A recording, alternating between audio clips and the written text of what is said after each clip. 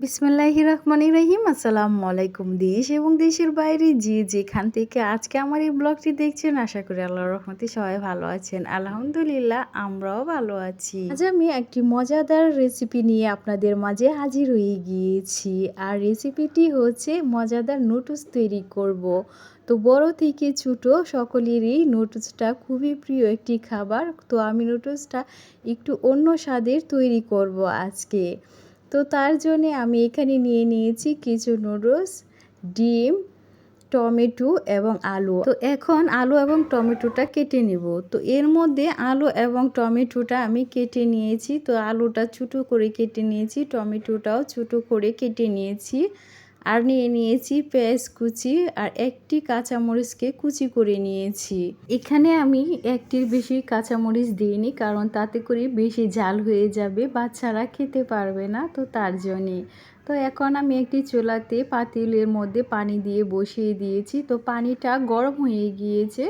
তো এই পর্যায়ে আমি দিয়ে দিচ্ছি আলু কুচিগুলি, কারণ আলু কুচিগুলি আমি একটু সিদ্ধ করে নিব। তো তার জন্য আগে আলু কুচিগুলি দিয়ে দিলাম, দিয়ে তারপরে আলু কুচিগুলি সিদ্ধ হওয়ার পর এখন আমি এর মধ্যে দিয়ে দিচ্ছি নুডলসগুলি। তো নুডলসগুলি দিয়ে আলুর সঙ্গেই সিদ্ধ করে নিব, এতে করে দুইটা একসঙ্গেই ভালোভাবে সিদ্ধ হয়ে যাবে।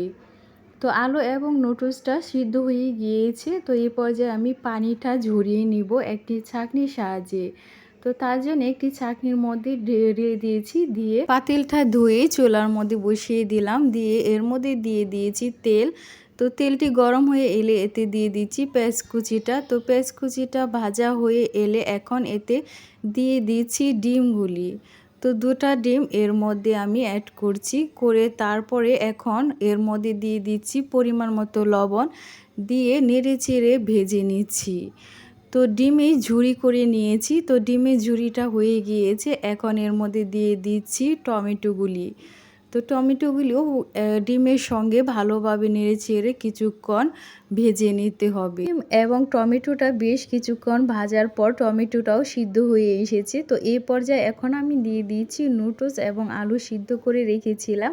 তো সেই নুডলস এবং আলুটা দিয়ে ডিম এবং টমেটোর সঙ্গে ভালোভাবে নেড়ে চেড়ে মিশিয়ে নিচ্ছি। তো প্রতিদিনের মতো আজকেও আপনাদের কাছে আমার একটি রিকোয়েস্ট, আমার এই ব্লগটি যদি প্রথম থেকে শেষ পর্যন্ত দেখে সামান্যতম পরিমাণে ভালো লেগে থাকে, তাহলে প্লিজ একটি লাইক এবং সাবস্ক্রাইব করবেন। আর কমেন্ট বক্সে অবশ্যই আপনাদের মূল্যবান মতামতটি জানিয়ে আমার পাশেই থাকবেন। বেশ কিছুক্ষণ রান্না করার পর এখন উপর থেকে নুডলসের মশলাটা দিয়ে দিচ্ছি, দিয়ে আরেকটু নাড়াচাড়া করে মিশিয়ে তৈরি করে নেব একটি মজাদার নুডলস।